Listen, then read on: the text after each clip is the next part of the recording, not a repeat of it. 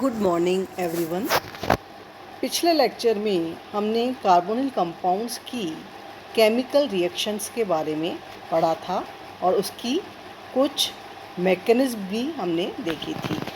आज हम उसी को आगे बढ़ाते हुए कुछ और इम्पॉर्टेंट केमिकल रिएक्शन देखेंगे और साथ ही उसके लिए क्या कंडीशंस आवश्यक है, क्या प्रोडक्ट बनते हैं और उनकी क्या पॉसिबल मैकेनिज्म हैं, उसके बारे में डिस्कस करेंगे। कार्बोनिल कंपाउंड की one of the most important reaction जो है दैट इज़ एल्डोल कंडेंसेशन।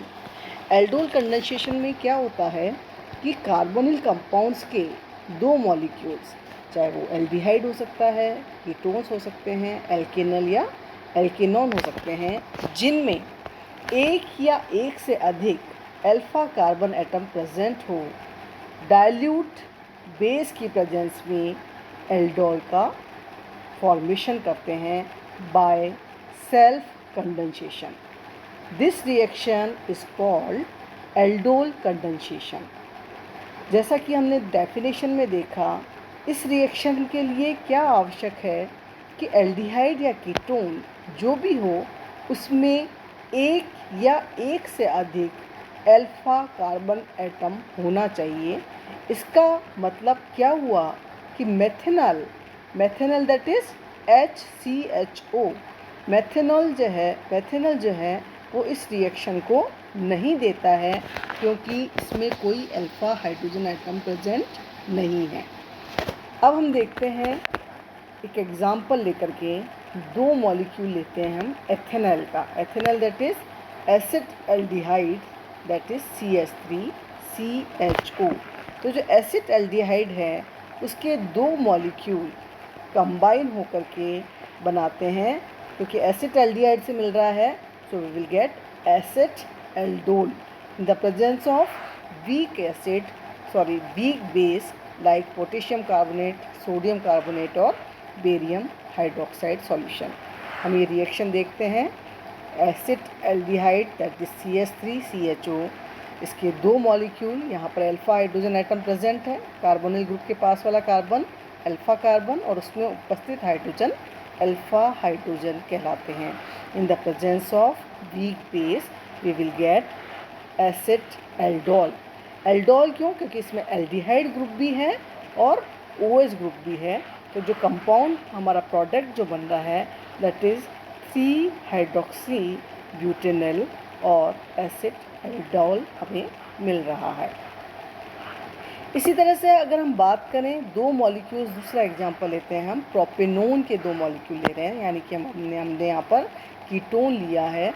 तो दो मॉलिक्यूल जो कीटोन या प्रोपेनोन हमने लिए हैं, in the presence of weak base हमें क्या मिलेगा? डाई एसीटोन एल्कोहल, है ना। दो मॉलिक्यूल एसीटोन के हैं और अल्कोहलिक ग्रुप भी बन जाता है प्रोडक्ट में, so it is diacetone alcohol.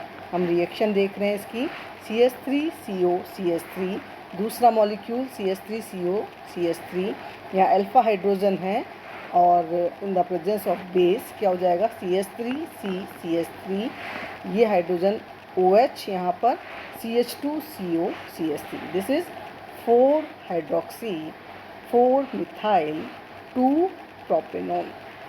ठीक है, नंबरिंग करेंगे हम यहाँ से 1 2, जैसे 1 2 3 4 5, जैसा कि मैंने आपको नॉमेनक्लेचर में बताया था।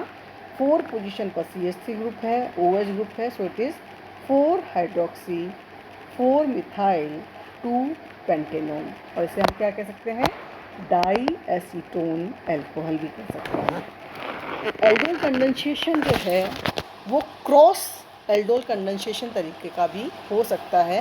क्रॉस एल्डोल कंडेंसेशन में क्या होता है कि इसमें डिफरेंट कार्बोनिल कंपाउंड्स हम ले सकते हैं, अलग अलग तरह के दो, या अभी तक हमने जो एग्जांपल देखे हैं उसमें दोनों मॉलिक्यूल सेम थे, लेकिन हम ये भी कर सकते हैं कि ये डिफरेंट कार्बोनिल कंपाउंड्स हों, उनके बीच में भी एल्डोल कंडेंसेशन होता है। ये किस तरह से हो सकते हैं? पहला, इन बिटवीन 2 डिफरेंट एल्डिहाइड, दो अलग अलग तरह के एल्डिहाइड हो सकते हैं। सेकंड, दो अलग अलग तरह के कीटोन्स हो सकते हैं। और तीसरा, एक एल्डिहाइड या एक कीटोन, ये भी एल्डोल कंडेंसेशन देंगे। कुछ एग्जांपल्स लेते हैं हम एल्डोल कंडेंसेशन के। सबसे पहले CH3CH2CHO, this is propanol, 3 carbon है इसमें, एल्डिहाइड है propanol, reacts with CH3CHO, this is acetaldehyde. तो एसिटाल्डिहाइड में यहाँ अल्फा हाइड्रोजन का एटम है, in the presence of base we will get the product CH3CH2COH, then CH2CHO, this is 3-हाइड्रोक्सीपेंटेनॉल, इसमें हमें मिलता है। हम देखें अगर CH3CHO जो कि हमारा क्या है, एसिड एल्डिहाइड, दूसरा एग्जांपल ले रहे हैं हम। एसिड एल्डिहाइड, एक तो ले लिया हमने यहाँ पर एल्डिहाइड, दूसरा हमने ले लिया यहाँ पर कीटोन, दैट इज CH3COCH3। तो क्या हो जाएगा, इनका मिक्स्ड एल्डोल कंडेंसेशन भी हो जाएगा, एक एल्डिहाइड और एक कीटोन का मॉलिक्यूल हमने यहाँ लिया है, in the presence of base CH3CHOH CH2COCH3, इस तरह का प्रोडक्ट हमें मिलेगा, दिस इज एल्डोल कंडेंसेशन। तो जो प्रोडक्ट बनता है एल्डिहाइड और कीटोन के कंडेंसेशन से, उसमें एक हाइड्रोक्सी ग्रुप जो है वो बीटा पोजीशन पर होता है, कार्बोनिल ग्रुप के बीटा पोजीशन पर मिलेगा। दीज कंपाउंड्स जब इन्हें हम गर्म करते हैं मिनरल एसिड्स के साथ में या फिर सोडियम बाइसल्फेट के साथ में, तो एक वाटर मॉलिक्यूल इसमें से बाहर निकल जाता है और हमें क्या मिलता है, अल्फ़ा बीटा अनसैचुरेटेड एल्केनल्स एंड एल्केनॉन्स मिलते हैं, एल्डिहाइड या कीटोन मिलते हैं जो कि अल्फ़ा बीटा अनसैचुरेटेड होते हैं। जैसे कि हमें ये एक प्रोडक्ट मिला था एल्डोल कंडेंसेशन से, एल्डिहाइड और कीटोन के, देन CH3CHOH CH2CHO, एक वाटर मॉलिक्यूल का लॉस कर देता है ये in the presence of mineral acid and we will get unsaturated aldehyde. ये बहुत ही कॉमन एल्डिहाइड है, 4 मेंबर्ड एल्डिहाइड जिसमें कि अनसैचुरेशन प्रेजेंट है, it is known as croton aldehyde.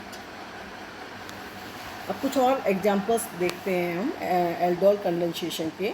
2 molecule जो है एसीटोन है यहाँ पर, इन the presence of dry HCl, हमें जो मिलेगा यहाँ पर एल्डोल कंडेंसेशन से, यहाँ पर OH ग्रुप आएगा और OH ग्रुप आने के बाद में यहाँ से हाइड्रोजन का लॉस होगा and we will get in the presence of mineral acid this unsaturated ketone, इसे हम कहते हैं मेसिटाइल ऑक्साइड।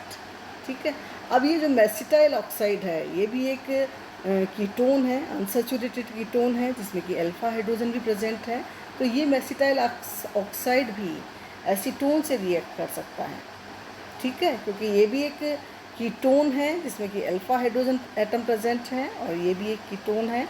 ये दोनों भी आपस में मिल करके एल्डोल कंडेंसेशन दे सकते हैं। इसमें जो प्रोडक्ट बनेगा आपका इस तरह से CH3CH3 C double bond CH C double bond O CH double bond CH3CH3 बनेगा, this is 2,6 dimethyl hept 2,5 diyne own. ठीक है, तो हेप्ट क्यों, क्योंकि इसमें 7 कार्बन्स की लॉन्ग चेन है, डबल बॉन्ड की पोजीशन हमने बताई है, मिथाइल ग्रुप की हमने पोजीशन बताई है, डबल बॉन्ड 2 और 5 पोजीशन पर है, कीटो ग्रुप 4 पोजीशन पर है, this is 2,6 dimethyl hept 2,5 diyne own, ये हमारा प्रोडक्ट बनता है। इसी तरह से अगर हम 3 मॉलिक्यूल ले लें, 3 मॉलिक्यूल किसके, एसीटोन के, जैसे CH3COCH3 CH3COCH3 एंड CH3COCH3, तो इनका इन the presence of acid condensation होता है और हमें एक cyclic compound, cyclic unsaturated compound मिलता है। 3 वाटर मॉलिक्यूल का लॉस होता है, एक ये second and third water molecule का लॉस होता है एंड वी विल गेट मेसिटिलिटी। इस रिएक्शंस की हम मैकेनिज्म अगर देखें एल्डोल कंडेंसेशन की, तो इसमें क्या होता है कि एक मॉलिक्यूल एल्डिहाइड और या कीटोन का रिएक्ट करता है डाइल्यूट बेस सॉल्यूशन से और उसके द्वारा ये बना देता है एक एनायन बना देता है। ये जो एनायन होता है वो अल्फ़ा कार्बन एटम पे जो हाइड्रोजन होता है उसको डोनेट करने के कारण बनता है और इसमें क्योंकि रेजोनेंस पॉसिबल है तो इसके कारण से ये स्टेबलाइज हो जाता है। तो ये जो इसमें नेगेटिव चार्ज होता है वो कार्बन और ऑक्सीजन दोनों पर डीलोकलाइज होता है। ये आयन कहलाते हैं हमारे इनोलेट आयन। अभी हम इसकी मैकेनिज्म देखेंगे। तो जो कार्बोनिल कंपाउंड्स होते हैं, क्योंकि इसमें स्टेबल एनायन बनता है बाय रेजोनेंस, क्योंकि जिसके कारण जो मिथाइलिन ग्रुप है वो हो जाता है एक्टिव हो जाता है। These anions give addition reaction with another alkanal और alkanone like carbon nucleophile. Mechanism हम इसकी देखते हैं, जैसे कि एल्डिहाइड एंड ये एल्डिहाइड ले रखा है हमने CH3CHO। In the presence of base क्या होता है, जो अल्फा हाइड्रोजन है वो बाहर निकलता है, जिससे कि कार्बन पर क्या आ जाएगा, नेगेटिव आयन चार्ज आ जाएगा। अब ये जो इनोलेट एनायन बना है वो उसमें जो नेगेटिव चार्ज है वो डीलोकलाइज्ड हो रहा है। इस तरीके से ऑक्सीजन पे भी जा रहा है और कार्बन पे भी डीलोकलाइजेशन इसका हो रहा है। और साथ ही ये रेजोनेंस स्टेबलाइज भी हो रहा है, क्योंकि रेजोनेंस के कारण इसे स्टेबिलिटी मिल रही है। नेक्स्ट स्टेप में ये जो इनोलेट एनायन बना है, ये इनोलेट एनायन रिएक्ट करता है दूसरे एल्डिहाइड या कीटोन के मॉलिक्यूल से।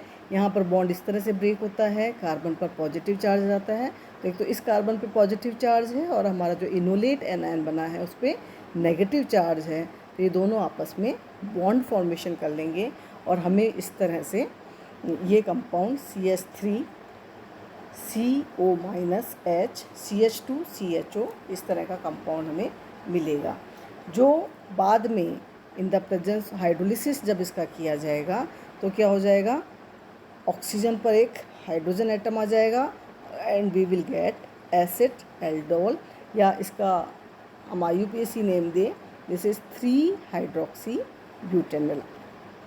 4 कार्बन्स हैं, 1 2 3 पर OH ग्रुप है, so it is 3 hydroxy butanol. अब हम देखते हैं रिएक्शन मैकेनिज्म, किस तरह से एल्डोल्स का डिहाइड्रेशन हो सकता है जिससे कि हमें अनसैचुरेटेड कंपाउंड्स मिलते हैं। इसमें क्या है, ये हमारा प्रोडक्ट बना है 3 hydroxy butanol.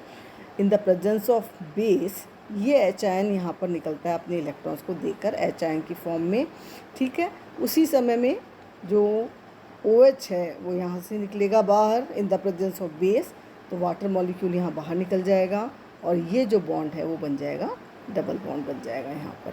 This is 2 butanol और क्रोटोन एल्डिहाइड। इसी तरह से फॉर्मल्डिहाइड का भी कंडेंसेशन होता है।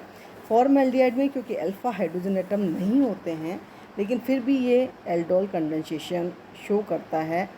जब बेरियम हाइड्रोक्साइड की प्रेजेंस में फॉर्मल्डिहाइड को ट्रीट किया जाता है तो इसका जो लास्ट प्रोडक्ट होता है दैट इज़ फॉर्मोस इसमें बनता है। ये रिएक्शन इस तरीके से होती है, फॉर्मल्डिहाइड की 2 molecule in the presence of barium hydroxide, we will get this aldol HCHOH और फर्दर इसकी रिएक्शन होती रहती है इस तरह से 4HCHO से, एंड जो फाइनल प्रोडक्ट इसका बनता है दैट इज़ फॉर्मोस। तो ये था एल्डिहाइड्स एंड कीटोन्स का एल्डोल कंडेंसेशन, जो कि बहुत ही इम्पॉर्टेंट रिएक्शन है, एग्ज़ाम में अक्सर पूछी जाती है। डिफरेंट एल्डिहाइड एंड कीटोन्स लेकर के, सेम लेकर के, क्रॉस कंडेंसेशन करा के किस तरह से प्रोडक्ट बनते हैं उसे हम अनुमान लगा सकते हैं रिएक्शन की मैकेनिज्म को देख करके और लिख करके। तो आप लोग थोड़ी सी इसकी प्रैक्टिस कीजिए, बहुत इम्पॉर्टेंट रिएक्शन है ये एग्जामिनेशन के हिसाब से। Thank you.